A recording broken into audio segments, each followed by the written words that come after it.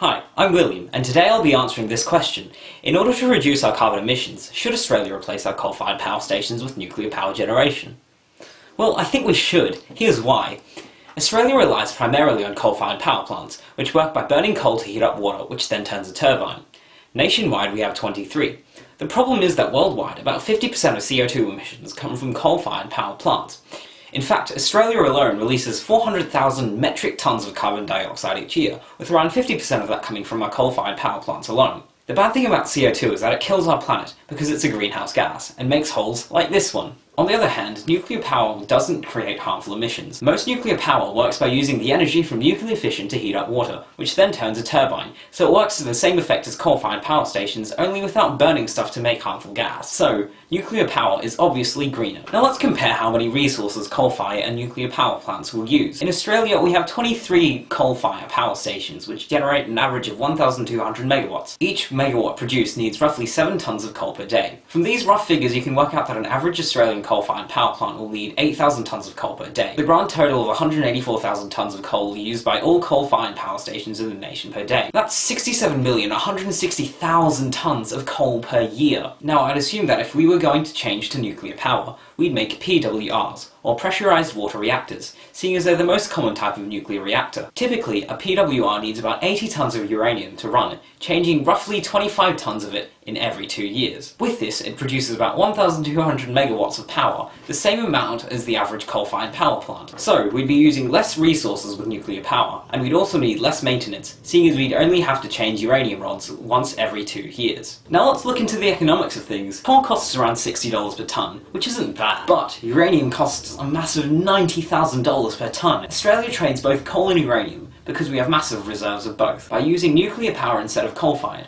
we will be forfeiting about $26 million in profits that we could have gained through uranium trade, which isn't that much considering that our GDP is $925 billion. In other words, if we were to sell the uranium we would potentially use in nuclear reactors, we'd boost the economy by 0.00003%. Great. That's only taking into account the money we'd be potentially losing from nuclear power though, not the money we'd be potentially gaining through the extra coal we're not using anymore. Coal trade makes up 16% of our commodity trade, and we supply 27% of the coal used in the world. Remember when I told you how much coal costs? $60 per ton, right? And we burn 184,000 tons of coal per day for coal-fired power plants. So that's roughly $11 million per day. That means that every year we burn roughly $4 billion worth of coal. Sure, that's still only boosting our economy by 0.004%, but hey, at least we're not losing money. Another point of argument is the safety of nuclear power.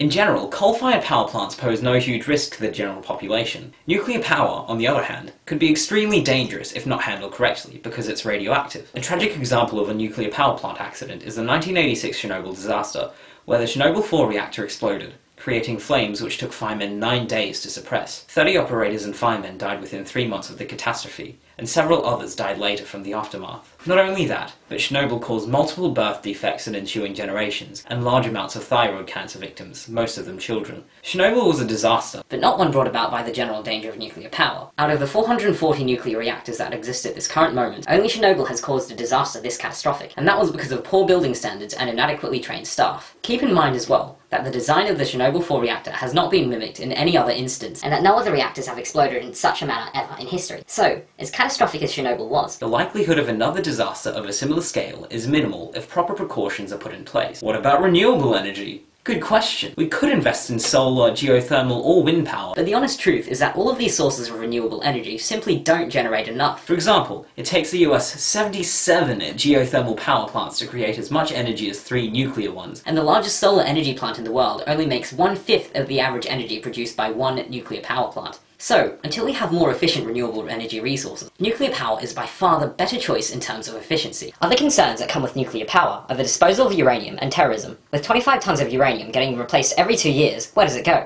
The thing is that uranium can be re-enriched, so there's no real worry. We can reuse it. From this, however, the problem of terrorism arises. The theory is that terrorists could potentially get hold of spent uranium rods, re-enrich them, and then use them for nuclear weapons. In reality, however, for the 60 years that we've had nuclear power plants, not once have spent uranium rods been stolen. If need be, one could simply implement more security to safeguard spent uranium, but there really is no need.